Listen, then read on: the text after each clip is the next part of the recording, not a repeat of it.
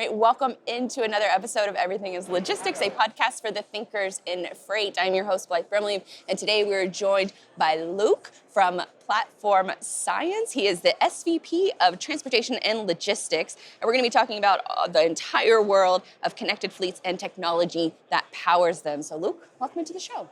Thank you for having me. So give us a little bit of a sense of your career background and how you started working in logistics. It's a good question. I think my story is like a lot of others, in that I didn't explicitly find my way to trucking. I almost fell into it in that I took a job with a startup that was run by a well-known tech executive. And I admittedly didn't even really look at what the company did. I just saw the position reported to the CEO, and this person was a hero in the industry, and so I took the job.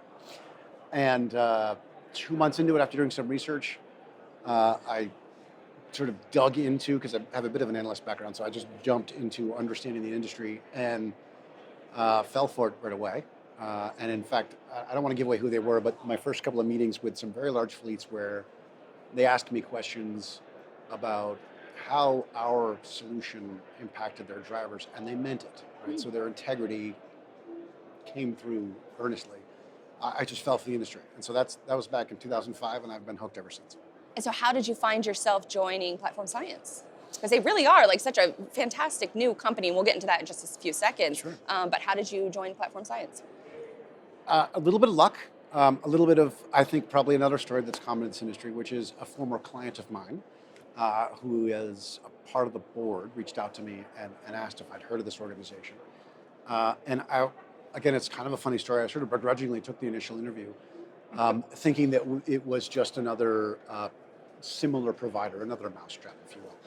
And after a pretty quick conversation with the CEO, I understood what they were really trying to do, and I was hooked. It was kind of a no-brainer for you, it sounds like. Yeah, without trying to do any discredit to the founders of the company who really had this idea. The concept itself, the problem that they sort of tackled to solve, has been known for a long time, but no one's successfully tackled it. And so I knew what they meant, but when they explained how they were going to go about it, that was it.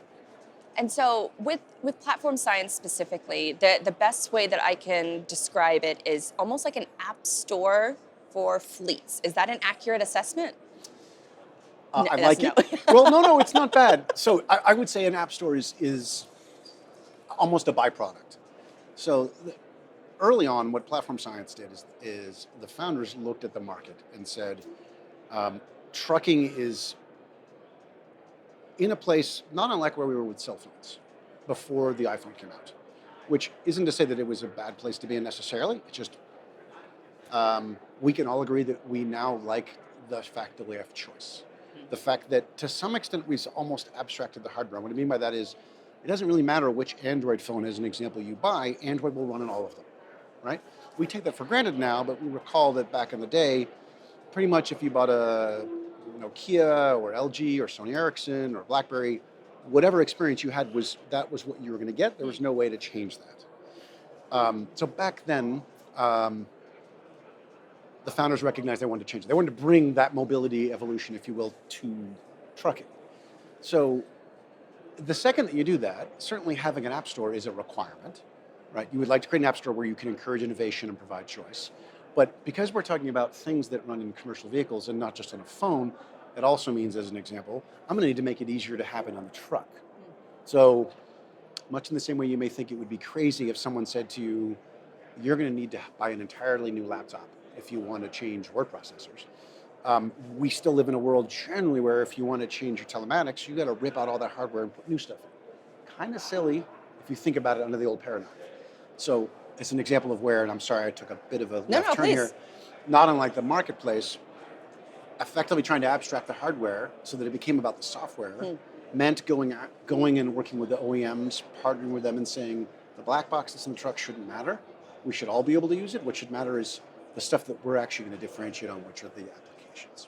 And so, forgive me if this is a dumb question, but how do I come at it like as a fifth grader? So, with the connected vehicles, you guys, go around to different conferences, especially in the logistics industry, and I was able to take one of these tours of your connected vehicle, and you can kind of see all of the different components within the truck. So, how, I guess, as the business model of Platform Science, are you connecting the OEMs with the truck with all of the different partnership solutions that are shown in the connected vehicle? Am I way off in that? No, that's very good. Okay. So I wouldn't say this to the fifth grader. One of the things we say is that we're an application and data platform, which is a bit of a mouthful. It's one of the reasons we have a connected vehicle app. But that makes so much more sense, the application and data platform, because now I can kind of connect those dots in my head of the things that I saw and then the goal of what your company is trying to do. And that's connect all of these different silos together, right? Yes, I would say yes. I would say it's almost a combination of connecting and then eradicating some of the things that today we have to make as decisions part of when we're trying to make a different decision, which is an app. So whichever, again, Android phone you choose, you still have access to Gmail or whatever it might be, right? So at the same time that we're trying to connect the data with everybody and connect applications to one another, which is a story we'll go down in a minute, part of what we're doing is we're saying in order to really encourage this innovation, in order to get people to want to build on these things, you need to stop making you cut away the silos. To cut away the silos, you need to remove the hardware constraint. I see now. Okay. I know that sounds... No. That makes perfect sense because it's almost like a Mac, where you can't, for a long time, you weren't able to install like Microsoft Word, Yes. Microsoft Excel onto a Mac because of they're so protective of their ecosystem. But it almost sounds like you guys are just almost the open source, I wouldn't say open source, that's probably a bad comparison, but almost the platform for all of these tools to integrate into. You are going down the right path, and I fully appreciate, by the way, the instinct to go open source. It's not too dissimilar. It's funny, it's one of the reasons, so we, to some extent, came out of nowhere, but the company was actually in hiding for almost 4 years. Oh, wow. 40 or 4? 4. Okay. 4 would be impressive. Do I look that old? No, No, I was kidding. going to say 40 years for telematics. I did not think that existed for that long. No, but as soon as you decide to tackle that problem of creating apps and disintermediating the hardware from the software, you have a lot of other hard things you have to do. Creating an app place is just one of them. It's all the other things that we really spend a lot of time doing. For example, you want to create a platform where the different apps can talk to each other. Right? The perfect example being, if we in fact enable a lot of apps to be created, we create the problem of having potentially a driver who is really trying to do their main job, which is drive and maybe haul some goods out of the truck, whatever it might be, have to log into, log out of, and deal with, say, 13 different applications. That's Very a nightmare. true, yeah. I mean, as it is, I'm probably overburdened with it myself on my own phone. So as soon as you do that, it means not only should I create innovation and open up the marketplace, I should create connections or tethers between each application so they can talk to each other. Maybe make it so that they can all log in with a single sign, log on, and log out with a single log off, if you will, rather than all of them, independently. These little things, the collection of these problems, all of that had to be solved in order to make things easy so that people would be interested in making a change from what was a BlackBerry. I myself loved my BlackBerry. I loved it too. Very hard to RIP. pull away from it, right?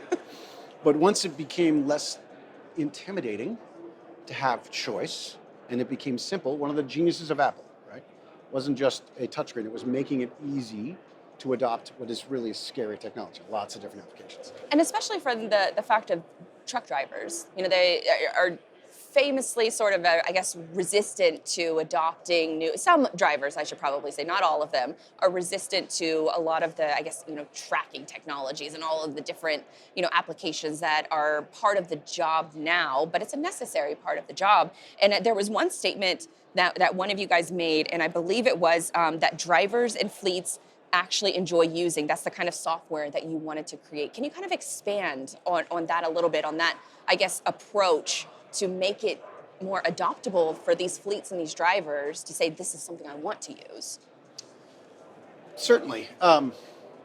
It's actually something we take a lot of pride in. So, to some people you might say we are a platform and it's very complex. It's one of the reasons we have this connected vehicle lab, because we have to explain the vision. But to some extent, we're also a solution provider. So you could go buy an iPhone and only use their applications, never leave the application ecosystem, right? Or you could maybe select from a million other applications. We are both, not unlike Apple did. We have to create a good solution to drive the adoption of the product. And I say that because, and a testament to our engineering team, we are very proud of the ways that we've not only enabled partners, developers, even fleets who want to develop their own applications, but our own applications to be driver friendly. What that means is it isn't as necessarily just a modern UI, which I think we've all come to expect, something that might look like what your Android or iPhone looks like. It's familiarity, I think, with that format too. Yes, very much so. And that's honestly, I think, table stakes nowadays for anybody who's introducing a relatively new application or telematics solution, whatever it might be. Where I think it gets different, and it's unique to both trucking and enterprise,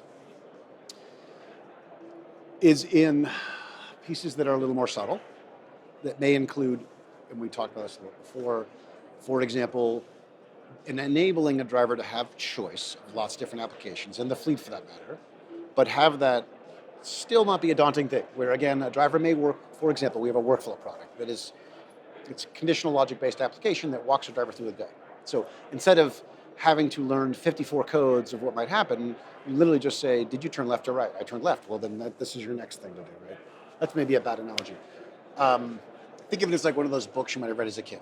Conditional logic, which says, if you open the door on the left, go to page 34, right?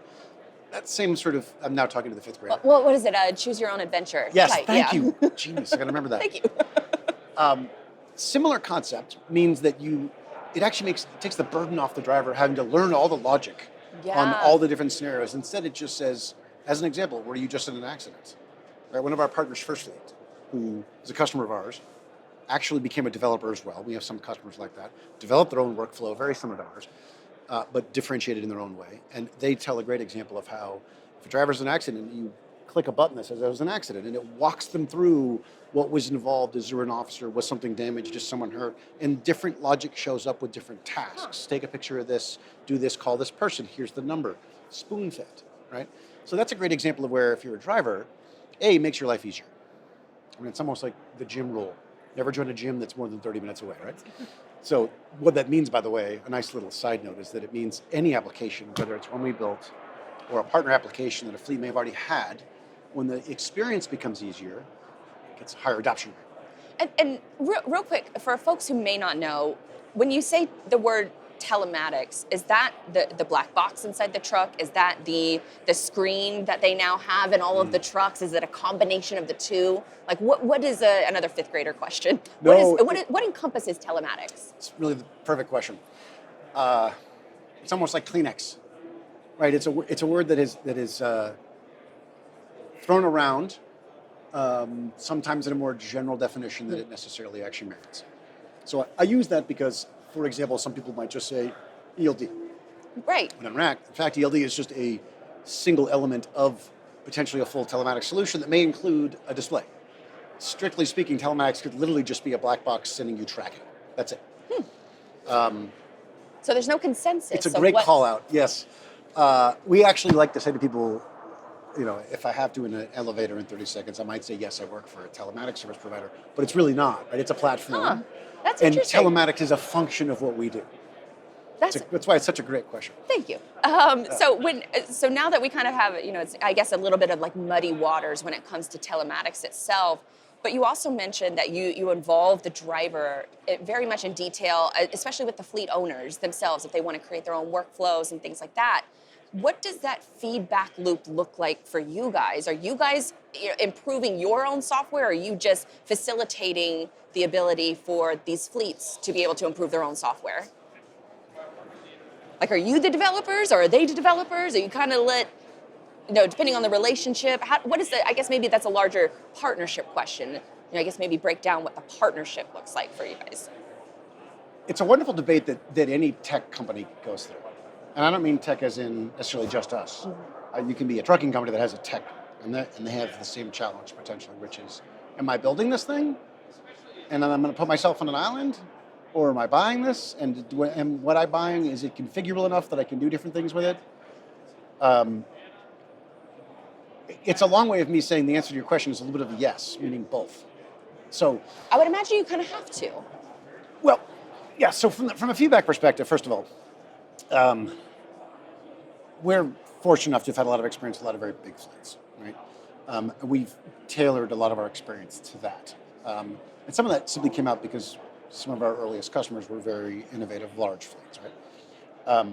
Everything from our sales process to how we do QBRs to how when we go to meet with the fleet, we bring not only a account executive, but a solution engineer and a product person and a program manager. Like everything about it is effectively engineered with the concept of we need to understand what's going on. That's inherently its own feedback loop. A small example with the CVO, right? We could have just a small 10 by 10 booth and just show our application stack and maybe the 100 that we sell. But we have to have an entire truck to show vision, different hardware options, because we're empowering lots of hardware providers, all the different applications we could encourage, literally categories, right? Here's what the future might look like. So inherently, that means you have to have a discussion. Right? We very rarely actually do a lot of selling. It's really more a function of what's going on with you, what are the problems you're trying to change, why are you trying to change that, why are you trying to solve that, how painful is it? That is inherent. I mean, it's basically being inquisitive. Everyone in the company, I think if there's a general theme of the company, it's that sort of inquisitiveness. But a lot of whys being asked rather than just, I know the answer. Why did you ask that question, right? And it probably saves them a lot of time because maybe you're getting to a place where other companies have had experience in trying to do things, and maybe you want to save them a little bit of time and effort and energy into what they're trying to do, the why behind it. Well, so to come back to the question, I'm sorry I went off on a tangent there. There's sort of two parts. First of all, because the company, literally from its inception, made the choice to enable adoption and others, it built a framework.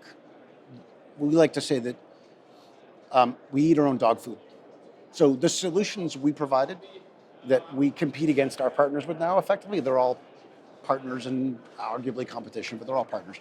The same way that Gmail competes with Apple Mail or Google Maps and whatever. We use the same tools. We built the tools, so we were effectively almost our own feedback loop. Like by virtue of creating our own navigation solution, we learned how to create a better offering as a partner for our other providers of navigation, such as Copilot, right? Okay. So everything we use to make our navigation solution better, we offer to all of our partners like them for better, tighter integration, the ability to update maps over Wi-Fi only, as an example, all these little things. So that really enables us to not only improve the product, but to sort of be customers of that same thing. The other thing I'll say that's interesting, from a feedback loop perspective, and I just lost my train of thought, unfortunately. Well, I think you hit on something that I think is important in that you said you eat your own dog food, but then in a sense that you are testing out these things ahead of time. Yes, I got it. And you can kind of be that test dummy for lack of a better phrase, for your partners. So that's certainly part of it. So it is worth pointing out that there are some companies that come to us and say, I love your platform, I just want that, I'm going to build my own stuff. Then there are some that say, I want the entire solution, I don't know what I'm doing, do it all for me, and everything in the middle. But I think what's important to note is that even the most tech-forward company, who literally designed, in some cases, even their own ELD, I mean, really, I jokingly, some of them say I'm a trucking company or a tech company with a trucking problem, like that kind of tech company, recognizes the value of having something like our platform where we can create enough standardization and abstraction of all the things that are in fact quite hard, like setting up a secure connection, being able to work on multiple different hardware boxes, whether it's a display like a tablet or the black box that connects to the truck's ECM, whatever it might be. Telematics. Okay. Telematics, platform, data platform, yes, all of that, Blythe, well said. We can do that for them. They can focus on what they really should be differentiating on, which is the application itself and the problems it's trying to solve, whether it's safety or operations or whatever it might be. So what does that, I guess, the ethos of your partnership program look like? Is if I run a trucking company and I want to become a partner of Platform Science, what does that process look like? Sure, it's a long one. To become as a partner or as a trucking company? Well, maybe both. How about both? Yeah. I did that to myself there. Yeah. I would like to know the answer to both, please. So from a partner perspective, I'm not so sure I could say we're open to all comers per se. I don't think you should be. It is a curated marketplace to some Yeah. extent, and not that we're trying to create a walled-in garden. That's something we actually try to avoid heartily. But you want to not bring the crap in, for Well, lack of a better yeah. word. So as an example, we have something called speed testing, where let's say it's a free app because it's just something that we're not really adding any value to, and the market wants it. We want to put it on there. Okay, we're still going to put it through our own speed testing, where we make sure there aren't data holes in it. It's not doing anything nefarious. There's no malware in there, because we want to protect. It's still enterprise-grade marketplace, right? So that's where it's a little bit different as a marketplace. It's not just anybody can throw anything in there, right? And to that extent, depending upon the partner, we might say to them, if they want to become a partner, hey, by the way, here are all these SDKs and all these services you can apply to. We have these design principles we'd like you to follow. If you can, get the data from somewhere else, like one of our other applications that will publish that data, rather than ask the driver for it. If you have to ask the driver for it, keep it. Don't ask them for it again. Pass it to other applications, right? And or if they have to enter something, why don't you use some logic? Like, if you know it's going to be 5 digits and not 7 digits, don't let them enter anything longer than 5 or less than 5 digits. Like all these little tricks in the trade, we try and empower all of them to be better as applications leveraging our environment.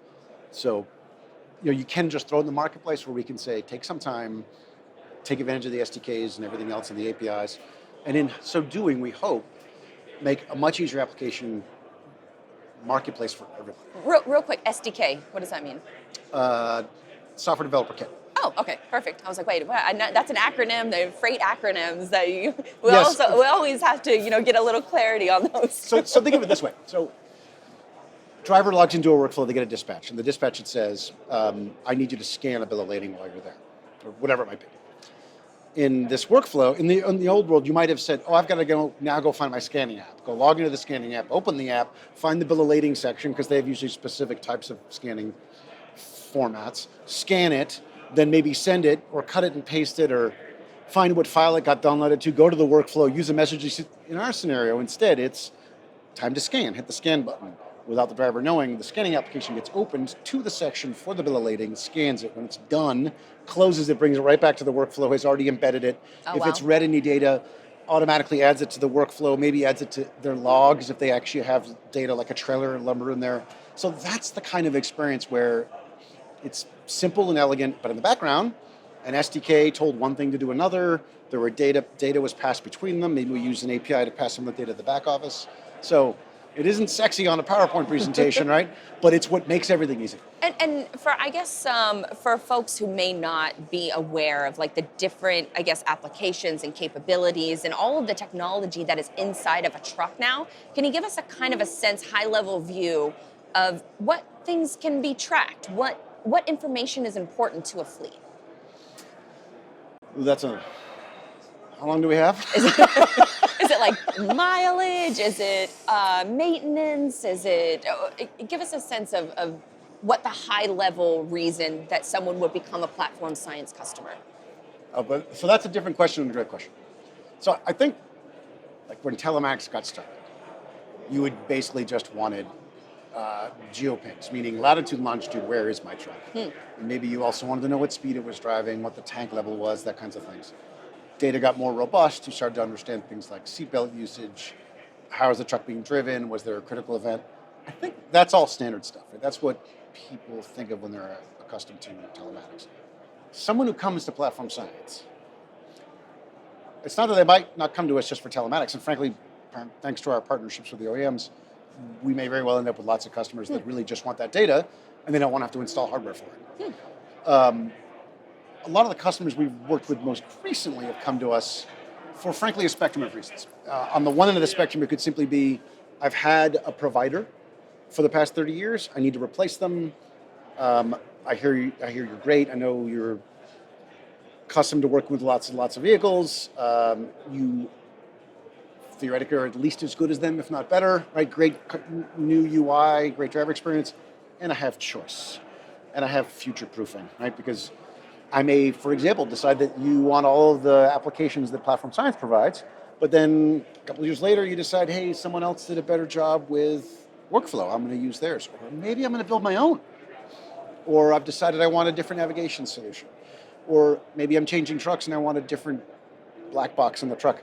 All of that is possible. The difficult integration work that you would do to plug in these systems to all the things, because that data we talked about, the telematics data feeds safety people, compliance people, operations people, accounts payable. Like this data gets passed all throughout the fleet, right? So making a change is not a trivial thing. So if they could make the change once, but be able to change the applications, again, this comes back to the analogy of, for example, would you ever consider having to download an app that requires you buy a new phone for the app? No, Right. absolutely So not. that's kind of what we're doing here. And so if we think about it from, I guess, the user standpoint, so if I'm the driver and I go into my truck, is there a platform science screen or device that's inside the truck? I mean, I know you guys have capabilities with, all of these different partners, but is there a central platform science dashboard, or is that more of an application that's on a computer? It's a great question. Which I guess are kind of both computers. You can more or less think of us as almost like Android Auto or Apple CarPlay for trucking. So we have software that actually runs on the black box. That's what the OEMs have asked us to sort of take over. But from a driver perspective, yes, there is a user interface that's a fairly common user interface that makes it easier for the drivers to all learn the sort of same thing. That can be configured, by the way, by fleet, by driver, all kinds of things. That's some of the fun. I would argue a little bit like an Android is a little more configurable than an iPhone. There is some of that. You can jailbreak it. Yeah, a little bit like without actually jailbreaking it, but yes, that's actually great.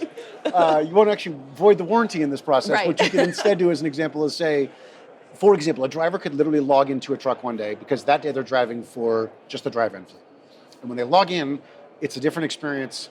It has clocks, nav, maybe weather where they're going because it's traditionally a long haul, a regular route. Then the next day, they and just for some reason get assigned to the local fleet, get into a day cab, same tablet, by the way, that maybe the driver owns, goes into that truck, types in the truck ID, puts it in the cradle, shows up, and a different experience shows up. Same basic experience, so it's not going to have to learn anything different. But now, maybe they don't need nav. It's a local route, they know where they're going. They don't need the weather widget that shows them what the weather's going to be like where they're going. It's just going to focus on hours available in the next 5 stops they have to go to. Very easily to config, can be done in the background. Like that kind of experience is quite simple. And I just wanted a complete tangent that maybe you didn't need to hear. But No. I think that's good because, I know that drivers are so particular, especially, owner-operators are so particular about their trucks and everything that goes on it and everything that goes in it and who's watching and who's not watching. And it's a whole internal debate on how you're going to grow professionally as a driver. And so knowing that these solutions exist that they can customize, I think is really interesting. Another interesting aspect is that these, especially in supply chain and logistics, we have kind of an issue with data sharing and collaboration or the lack thereof. But it looks like you guys are really focusing in on that collaboration aspect and trying to bring some of those silos out and together. Is that a fair assumption? it is. You can tell me if I'm wrong too, by the way. No, it's very true. And just before I leave it, because I'm not sure I completely answered it, the experience of the driver today would be potentially seeing a tablet, and we would be like that Android Auto. We're that experience. And then it could be our apps, or it could be other apps, whatever. And in the not too distant future, that may in fact be embedded. Not unlike now, you sometimes use Android literally on a tablet, or it's on the built-in display, right? Hint, hint, wink, wink, that's coming. The OEMs are going down that path. On the data side, very much so. So there's a dirty little secret in the industry that a lot of people who were arguably brokers of this data, if you will, they were able to connect, either they provide the actual connection or the systems that would enable fleets to get access to this data, often marketed this data, right? We're very proud in saying that, no, it's our customers' data. We're actually extremely protective of it, which happens to be useful in this era of ever more stringent laws around privacy, thanks to initially Europe, now California, and it's only getting more intense. What that actually means is that, in a way, we almost are that broker. We are able to make secure, more granular decisions for both the partners and the customer on what data goes, where it goes, and who gets access to it. So instead of having it be more restrictive, it actually means people feel more comfortable sharing it. So, in fact, we've had some interesting conversations here at the show where there are some partners who say, I have an app on the device right now when a driver is delivering to a particular partner of ours or location or shipper, and I don't really need the app. I just need some data to be shared. Can we have this happen in the background? That's interesting. So if you have an infrastructure that is granular enough to say this data gets shared, this doesn't, on the app level rather than in the cloud, you do two things. One, you actually free people up because they're now more comfortable sharing this data. And this is a bit of a call out to the compliance and safety and lawyers in this world, you could potentially throw away data that you don't want to go to the cloud. Yeah. I'm sure DOT would not be a big fan. Oh, no. I don't mean in a legal fashion. What I mean is, unfortunately, we live in a highly litigious time, right, with these nuclear verdicts, which is someone who's addicted to safety. That's terrible. very true. So there are times when people say to us, I'm not sure if I can adopt that technology because if that data gets to the cloud, someone might abuse it. Well, we can say, we can leverage the data and not ever let it get to the cloud because there's computing on the edge. There's computing at the tablet level rather than just in the cloud. And thereby actually trying to help encourage innovation. And so when you are partnering with a lot of these different, OEMs, especially from the fleet side of things, the large enterprise fleets, I was surprised to know that, it's a different partnership with each. I mean, contract-wise, of course, it's going to be a different partnership with each one. But from a technology standpoint or a manufacturing standpoint, I would have thought that all of these trucks are kind of manufactured the same. I'm probably way off in that, but now it kind of maybe is like I don't know, like SpaceX versus Blue Origin. Is that kind of what these trucking companies are now? I think they would like that analogy, as would our CTO. Yeah. So, two things. One, certainly, what it takes to do telematics, which seems to be a thing we keep coming back to.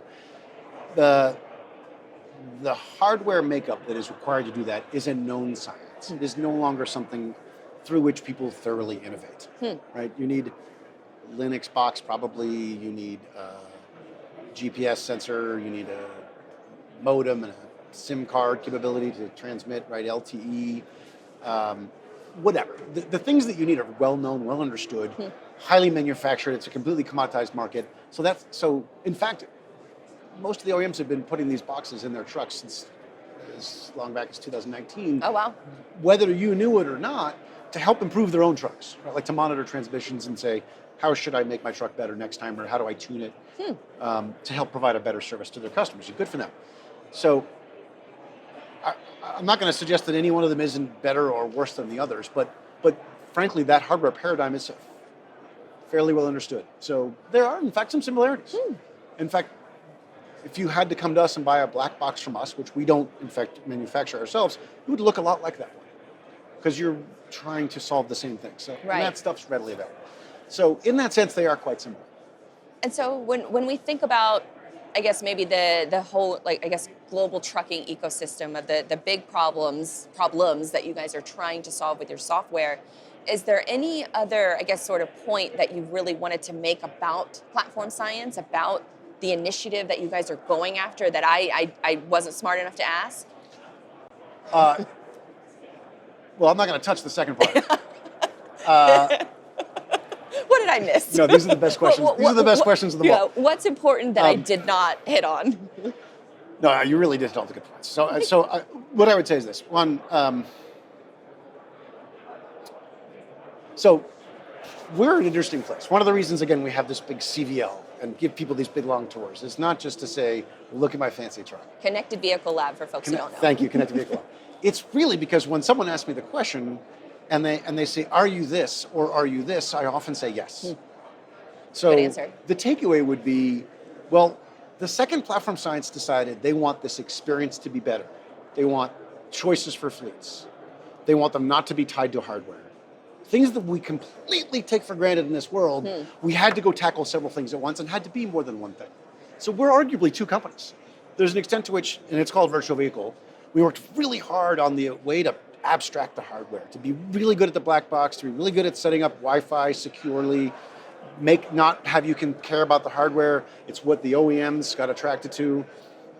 And when we chose this belief of, but anyone can run on it, like Android and iOS have done, that's another reason the OEMs came to us and said, I no longer have to pick one provider of these boxes, that if my customer, for example, only has half their fleet or doesn't have it all, they have to ignore and install a whole nother completely duplicative box. We came in and said, let everybody run on that. So everybody that you may think of traditionally as my competition is actually a future partner.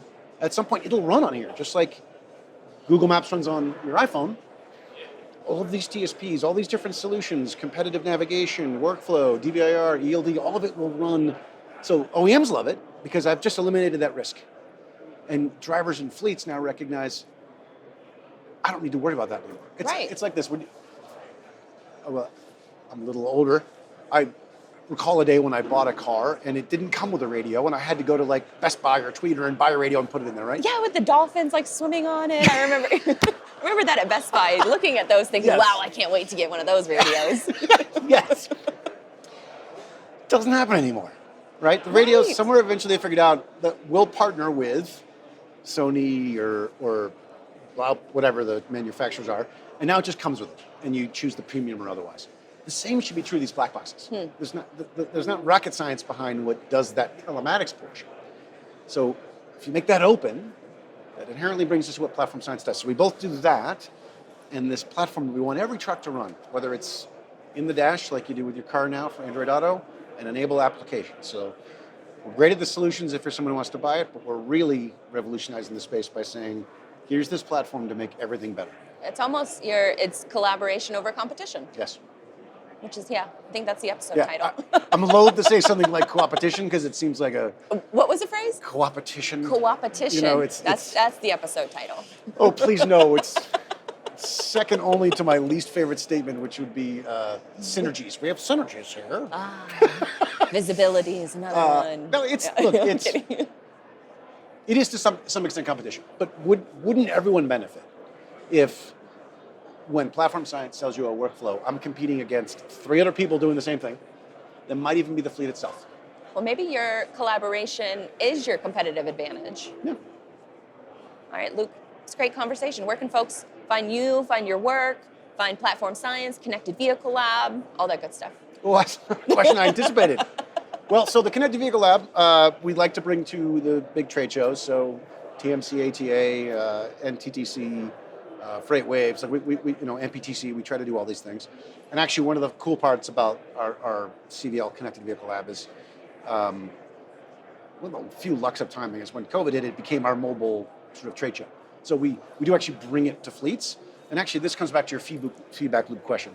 So one of the things that we and this comes back also to that sort of inquisitive statement, we like to go to a fleet with the CVL because showing up to a room, let's say a big boardroom somewhere where there are 6 or 7 executives and you're showing PowerPoints, it's really a disservice to how significant it is, something like what we're offering, and frankly, any of our peers, which is a mission critical service. It's a disservice to how that should be done.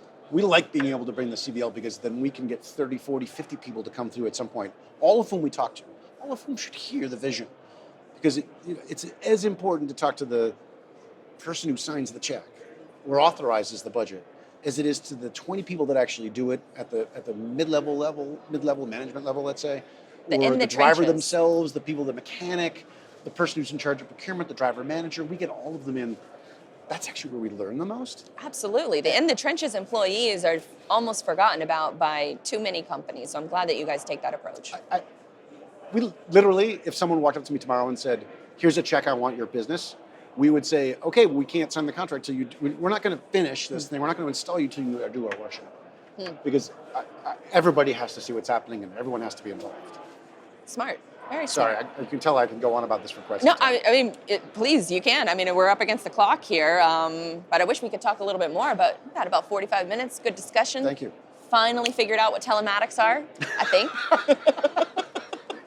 But where can folks find you? Platformscience.com, the website, of course. Yes. Look it for future trade shows. Platformscience.com, come to the trade shows. I don't know if I'm supposed to actually give out my personal email address or just it's platformscience.com is the place to come. And then I think you're on LinkedIn as well. I am indeed. So we will add all of that information in the show notes just in case people want to check out and connect with you and learn more about all of the different partnership options that you guys have. Yes, please. We're looking very much for not just the clients but the partners. We're excited to foster innovation. What excites me is the fact that there are some people out there that in the past have had ideas that they couldn't break into. Right? No one would have gone to BlackBerry and said, here's an app, because BlackBerry would just built it themselves, right? There are people out there right now who are thinking, I have a better safety application or a better operations application or something specific to the person who drives a bus versus the person who drives a truck, whatever it might be, and they're thinking, I can now do this because I can get on that open platform. That really excites me. Love it. Collaboration is your competitive advantage. Yes. Yes. Ooh, I like it. Thank you. Thanks so much. Thanks, Blythe.